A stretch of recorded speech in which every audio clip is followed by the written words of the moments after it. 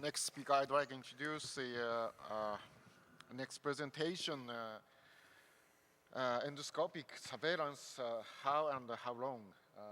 Dr. Jeff, please. Thank you. Thank you, Dr. Inouye. Can we pull up the next set of slides, please? So, okay, perfect. So one of the things about upper endoscopy is it's a very common thing that we do as surgeons. People come in with different alarm symptoms. Maybe they have long-standing reflux. Maybe they have some dysphagia or some adynophagia, and they undergo a baseline endoscopy. And I'll give you some information about that. But it is something that we commonly do, and we need to have a little bit of better understanding. And Dr. Pauli gave us a great understanding of exactly how to classify, because communication is vital. We need to know that one endoscopy to the next is important because these people do require surveillance, and with surveillance requires recording. And one of the things he didn't describe, I think, that I think you all are understanding is that photo documentation, whether it be with video documentation or with actual images, as well as recording of the centimeters of disease, is vital. So briefly, I'm not sure why it's not advancing. Are we out of batteries?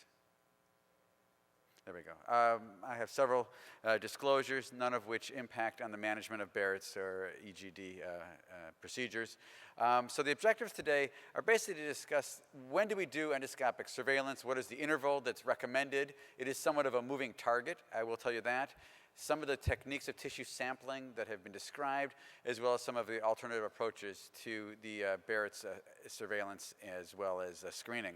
So in terms of the interval duration that we have, it's important to understand that we have to have a couple definitions clear to us. That recognition of Barrett's is important because it is a pre-malignant disease. So if we all accept that in certain standards, some of it is not a problem. Nondysplastic Barrett's probably is a very low-risk individual, but for the majority of patients that have Barrett's, we need to accept that this does increase lifetime risk of esophageal cancer.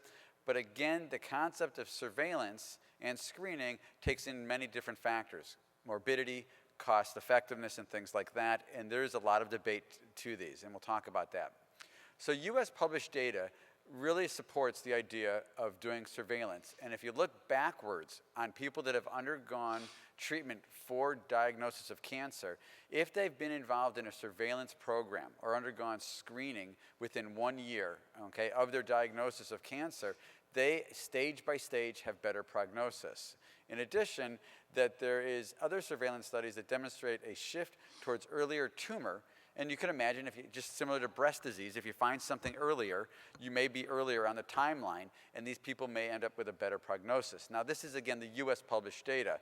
Interestingly, when we look at the European data, it doesn't support this. It definitely is a little bit more controversial in the sense that the long-term overall mortality is not improved by people in surveillance for Barrett's, at least in the European studies. And there's also a lot of debate on whether the cost effectiveness is appropriate, at least, again, in these European studies of nondysplastic Barrett's. So remember, I'm going to get to the point of the definitions of the categories: nondysplastic, low grade, and high grade, and we are very much dependent on our pathologist because these are all different animals, and it's important to understand that. So, again, getting back to some of our definitions, in 2013, we all agree that intestinal metaplasia is what Barrett's esophagus represents.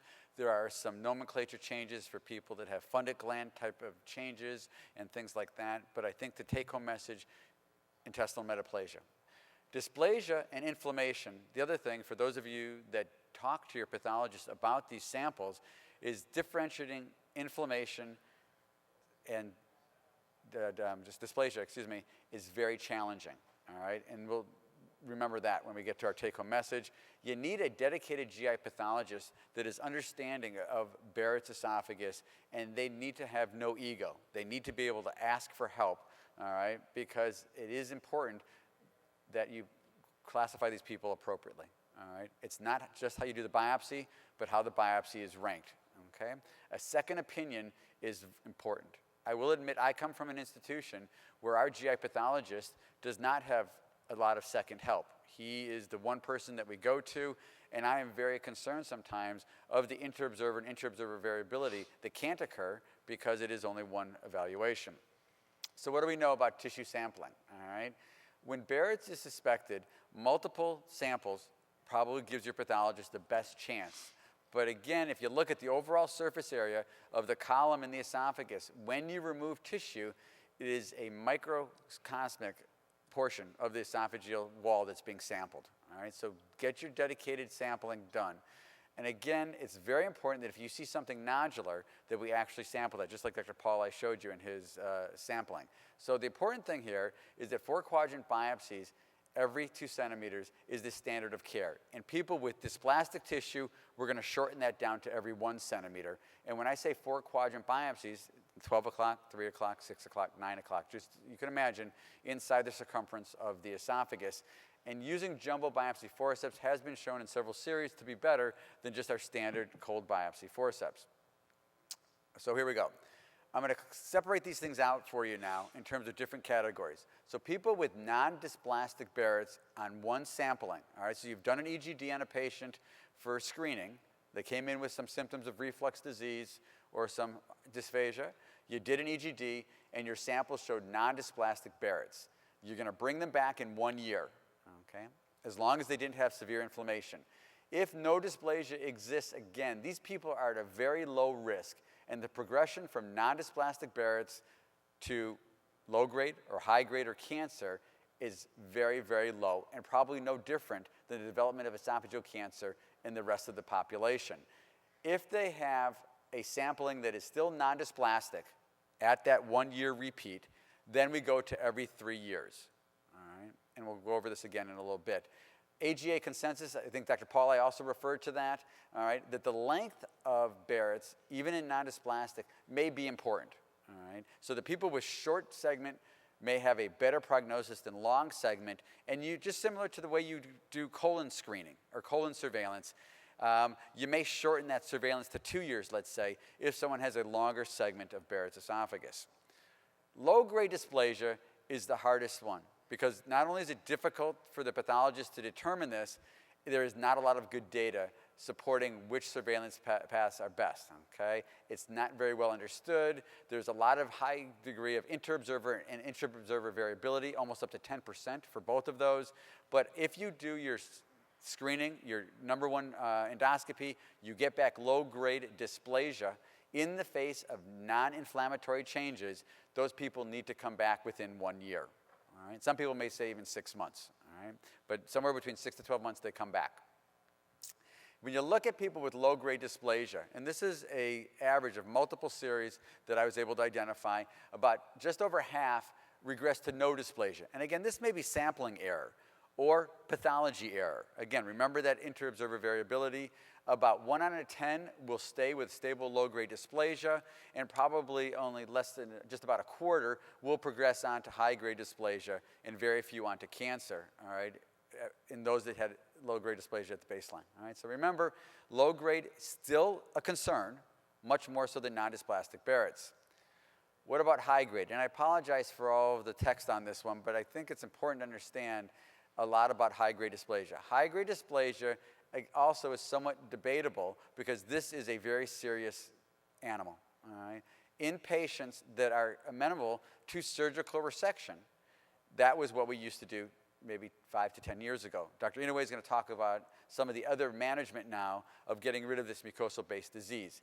People with diffuse high-grade dysplasia, as you saw in some of the images from Dr. Paul I, have even a higher risk. When we look back at retrospective studies from Dr. Peters out at UCS when he was out in Southern California, half of the patients in their esophagectomy specimens that were being removed for high-grade dysplasia also had unidentified adenocarcinoma that hadn't been seen at the time of endoscopy. So again, you may be taking someone to the operating room for what you think is high-grade dysplasia, and many times you may find, again, an associated cancer. So let's go back to those people that don't go on to other procedures. They don't go on to ESD or they don't go on to surgery. How do we follow high-grade dysplasia? Every 3 months from the beginning, these people need to be resampled. Now, to me, that seems a very aggressive surveillance method. But again, this is the technique being suggested by both AGA, ASGE, and SAGES has adopted those guidelines. People with high-grade dysplasia need to be watched very closely. If they have no progression of their dysplasia, all right, to cancer after 2 segments of that trial over 1 year, you probably can push that surveillance now out to maybe 1 year. but again, these people need to be followed indefinitely. Again, alternative approaches. We heard a little bit from Dr. Pauli about some chromoendoscopy as well as other techniques. People have looked at, Dr. Job in Pittsburgh has looked at unsedated endoscopy with Dr. Chalk at Case Western. You need a motivated patient, all right? You need someone that can tolerate an unsedated endoscopy. It has been shown in small series to be effective techniques for identifying. There are mini biopsy forceps that can go along with the transnasal endoscopes. Chromoendoscopy and flow cytometry, unfortunately, have not shown any major benefit in improving our ability to survey these people over standard biopsy techniques.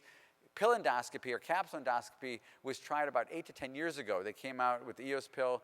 It is a great way of doing a diagnosis. Obviously, it doesn't give us an optical biopsy nor even a surgical or a pathologic biopsy, so it's probably not something that we'd recommend right now. So, overall recommendations, and I know this is a somewhat a busy slide again. SAGES does not have a specific guidelines, but we do adopt the ASG guidelines when it comes to management of Barrett's. Screening for Barrett's should be considered in select patients. I do personally believe that all patients with long-standing reflux disease within 10 years deserve at least a baseline endoscopy, just like we do for colonoscopy. And if they have no disease, they're probably good for the next 10 to 15 years. After a negative screening, because that's not surveillance, when people come in with just symptoms but no prior disease, we call that screening. If they have no evidence of disease, they probably do not need to have any follow-up endoscopy. Surveillance endoscopy is, again, important for those people that can have therapy. If you have a patient beyond the ability to undergo any intervention, it may not be someone, or she or he may not be someone that you want to put into a surveillance management program. So again, nondysplastic Barrett's, not a problem. We'll manage these people probably every 2 to 3 years. They just need to be followed indefinitely, all right? Long segment, a little bit more worrisome than short segment.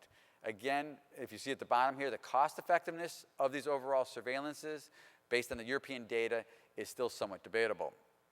So let's go to high-grade dysplasia, the final recommendations from the ASG guidelines. Basically, as we said, every 3 months, at least for that first year, they need to be biopsied. Every centimeter, all 4 quadrants. If no cancer detection, again, you may be able to lengthen it out to 1 year, but these people need to be watched very closely. And again, the pathologist is a vital player when it comes to the management of these patients. Do not be afraid, do not feel you're insulting your pathologist to ask for them to get a second opinion. Low-grade dysplasia, again, a little bit more challenging. It is something that is still somewhat difficult for us to determine the actual disease course. Progression from low-grade dysplasia to high-grade dysplasia does occur in small series, but these people need to be biopsied at least once in the 6 to 12 months after the sentinel biopsy. I will tell you that the indeterminate or the indefinite biopsy, which is number 5 here, that you heard from Dr. Pauli, is the most concerning one, that these people cannot be lost as well. You're going to treat these people for their reflux disease aggressively for a 6 to 8 week empiric program of proton pump inhibitors. You're going to bring them back when they don't have any inflammatory changes and go ahead and rebiopsy them aggressively, all 4 quadrants for 2 centimeters, and get them their baseline endoscopic evaluations. So again, the indeterminate people haven't really entered into your surveillance pattern yet. They need to be treated for suppressive therapy first, and then they can be entered into your surveillance program based on their second upper endoscopy. Great. Thank you very much.